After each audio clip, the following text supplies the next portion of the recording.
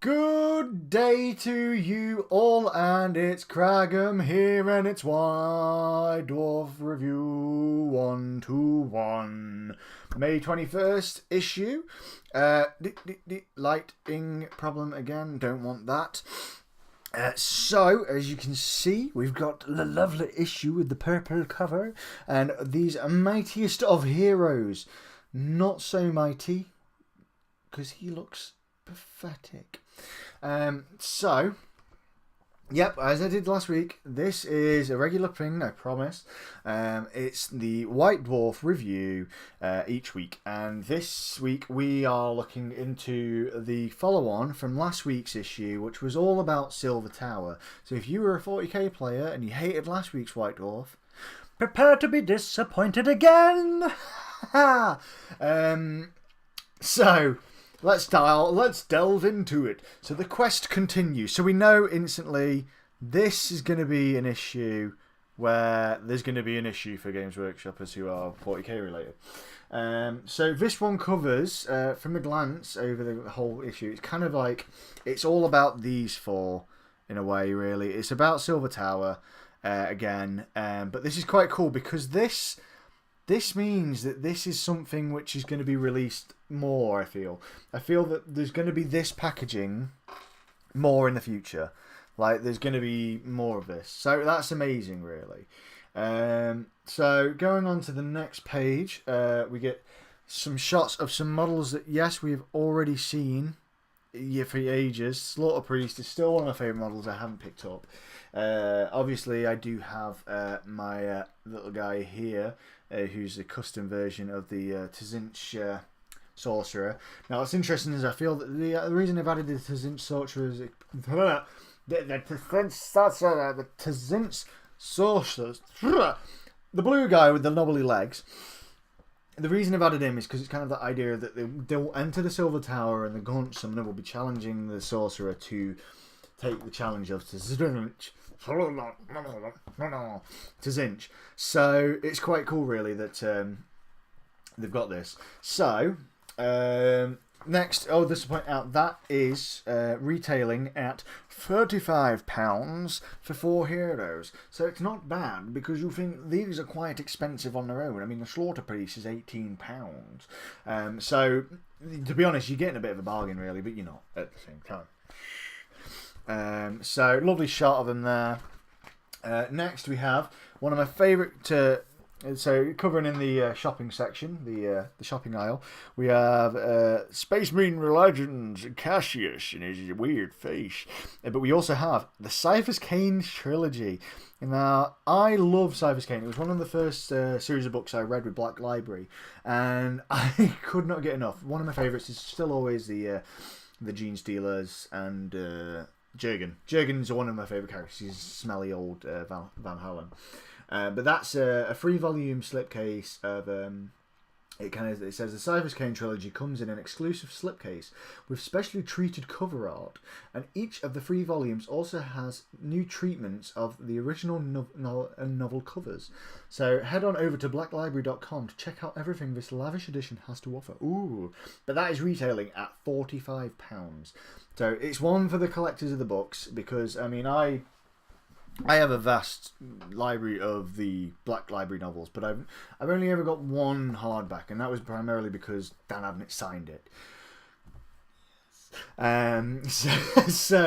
Yeah. As you can see as well, it's also saying that there is an audiobook out for Warhammer Age of Sigmar to do with the new big old war boss. And also, did you not notice? Age of Sigmar has got a new friend. It's called Silver Tower. It's available this week. But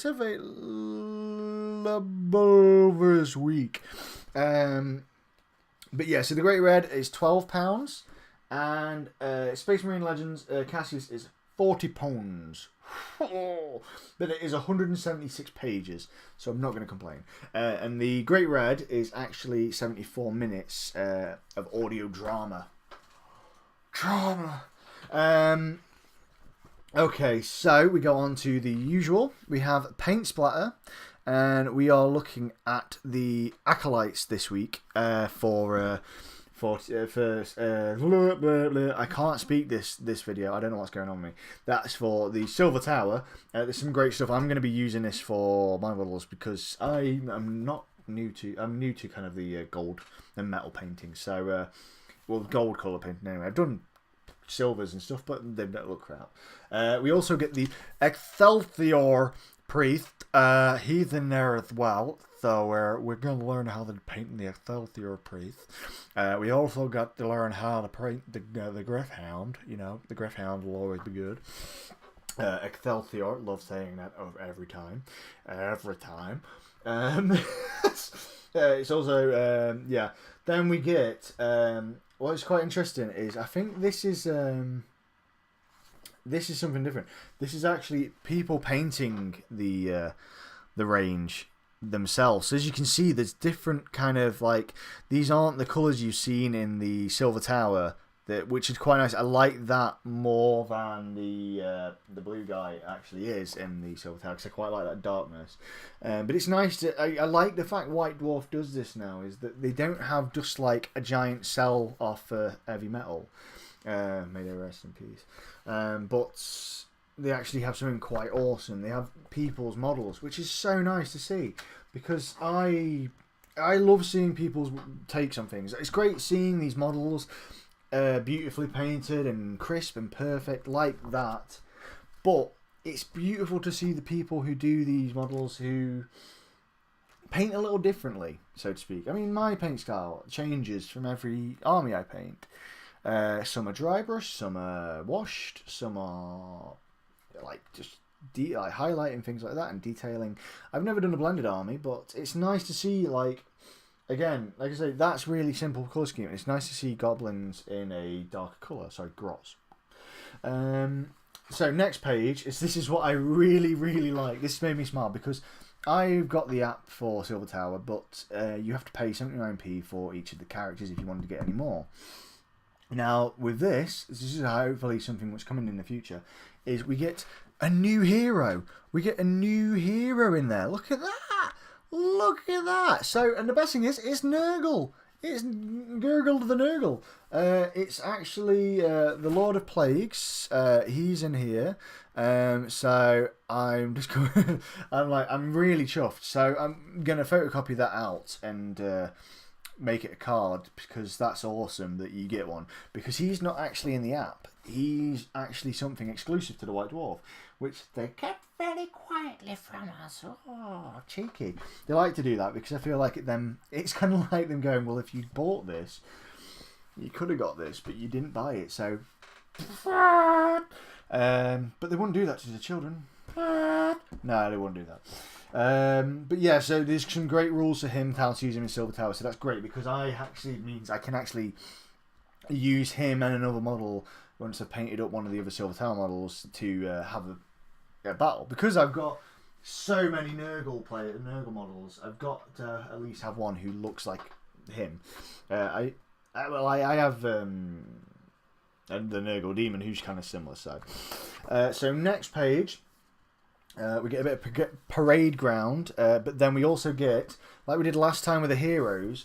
I'm going to pull that over this side now this time. But you get the rules for Age of Sigmar, like the Warscrolls, for all of the baddies. So it's quite awesome. As you can see, you get the Acolytes, the Zangars. And I mean, the thing is as well, you've got to think, this army could be used as an army, really, like in a small game of Age of Sigmar, because you've got these Acolytes who are they've got 1 wound each. You've got the Tzangars who've got 2 wounds each, and you've got, like, this is the thing, like, I've got a load of horrors, so I've essentially now got a Age of Sigmar Tzinch army, because I can use all these now in the Warscrolls, and I have some horrors and things like that. So, but you actually get the Grot Scuttlings, and as you can see, not in the blue, but in green. So to go with your Orc army, it says here, Grot Scuttlings are wily and tribal, half-arachnid greenskins whose poisons and webs are the bane of the unwary. Though individually weak and cowardly, when massed in great swarms, the Scuttlings can overwhelm even the greatest of warriors, before dragging their venom-bloated corpses away to dangle in their carrion webs. Ooh. But that actually comes under Destruction, Grot and Scuttling. So that goes under the Army of Destruction, which is quite cool. I'm learning all this stuff. And also, look, we get the Eshin, which is ace. Again, because I like Eshin and I have Deathmaster Snitch. So it's quite cool to have these models to use in the army, because the Death Runners look really awesome and they're quite big models actually. So it'd be quite cool to have him like on a display with. I'm gonna think of having them two with him on a display. So then you get some more of the parade ground in there, so you can see the horrors, not the band, the pink horrors and the blue horrors and the brimstone horrors. Then we get some really nice. It's weird actually, because it feels like. Let me have a look at this. Like, I know it's not, but it feels like I'm kind of getting just a repeat of the models here. But no, I'm not. It's so this is all kind of some more of the range. A couple more takes on the Sigmarite, Sigmarine even. I wish I would zoom in, but it's not going to. But I won't get pictures.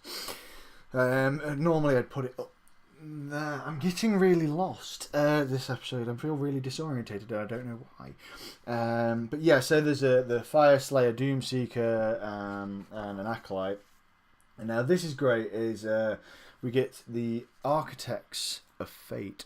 So this is all about how Silver Tower was created. So it says, gather now about the fire, huddle close to its light, for this dark and terrible tale, a tale of how the Silver Tower was created. Here we chat to the miniatures designers, illustrators, playtesters, and writers behind this exceptional game. And it's great because you get that beautiful like tea-stained artwork, as we all love to see. Nice mood-lit shot of the mighty heroes in there. And it's a great interview. I've read through it, and it's great to read these guys and what they said about how they made Silver Tower, and how they said like it's kind of quite tedious and it was quite hard to kind of get the heads around, but it's come out brilliantly.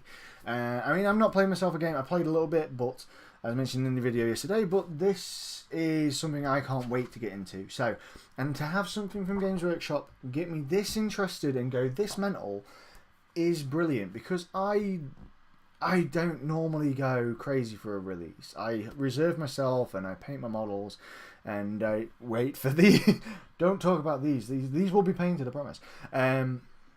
But like, I would normally kind of reserve myself from buying models if I saw them come out. But Silver Tower came out and I lost my shit. And I thought, wow, this is amazing. This looks beautiful. So yeah, it's great to have something released which has got me interested in the hobby again, in a way of the recent hobby. But yeah, so I mean, this goes on quite a big detail because it's talking to quite a few of the guys. There's quite a few different opinions and kind of views and answers to questions, and it's a really great one. It's a good 1, 2, 3, 4, 5, 6, 7, 8 page interview. So it's really nice. It's quite a good thick issue as well, actually. But yeah, so you get the 8 pages on how it was made. So if you're one of those who's into that kind of stuff and learn about that stuff, it's great to look at and read, because it's great to get these people's opinions and hear from not just the designers, but the game testers, the illustrators, which is a big thing for me because I always like illustration myself. So this would be great to read up on, and it's good for people. So we then get the infamous The Week in White Dwarf. So we have the many paths of madness beyond the gates of the Silver Tower. So it's just talking about how you can bring the Silver Tower models into Age of Sigmar. And then also you get the Masters of Fortune. It says, while Warhammer Quest Silver Tower is absolutely jam-packed with gorgeous artwork, to say nothing of the beautiful box cover, one particular piece that captivated our imaginations here in the bunker is a stunning piece by Kevin Chin, found on pages 2 and 3 of the Adventure Book, which I can actually not show you because I've not got the Adventure Book on me. But as you can see, it's there, and it is beautiful because it's the sheer scale of the Silver Tower, and like the idea of how this works, like, and how big these gods are. They are gods, because that is a Sigmarine there. We also get the infamous bit of the week, which is a bit of poultry, the poultry. You wouldn't think ogres would have much time for such tiny morsels, but apparently this chicken from the Stonehorn kit is a bit of a delicacy, and also a favourite reader, Nick Cooney, who wrote in to nominate it for bit of the week. We hear it tastes like Nobler. Oh. To my missus, by the way, if you just saw that I apologise for that bad performance. It's great as well because we get to see they actually are referencing the olden days of Warhammer Quest, as we all remember. You get to see something on Catch of the Day, so it's quite funny because you get the little fish. We also get the horrors. Oh, they're going to play on that for the next week, I think.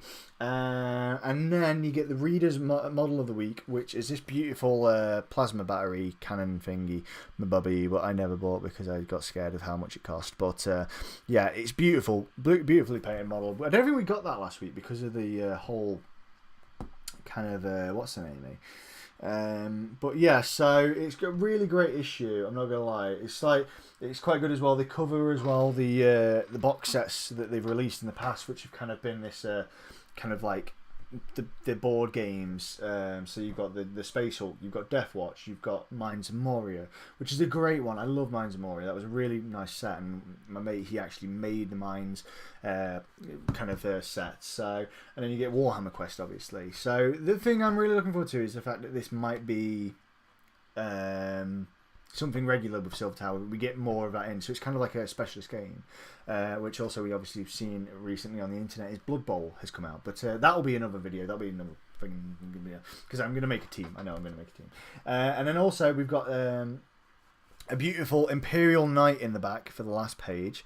Really nice paint job. It was tearing me apart because I thought between Silver Tower and the Imperial Knight kind of Renegade box set, I thought, which one do I get? So I ended up going with Silver Tower, but that is the reason why, though, because look at that. That is just beautiful. Just all in models and something different. But anyway, that is the Silver Tower Part 2 issue of White Dwarf. I hope you enjoyed. By all means, drop us a comment below. Not there. Oh, I've got fluff on me. Drop us a comment below. Let us know. Give us a like. Give us a subscribe. If you like this content, because this is going to be every week. So please do. It's great to have these kind of things to look through and tell people in the world, because some people don't get it, and it's a shame because you do miss out on things like that. So yeah, I hope you enjoyed this video. This is me for the issue 121, signing out, and I hope you all enjoyed, especially with the weird voices. Goodbye to you all. Cragum done.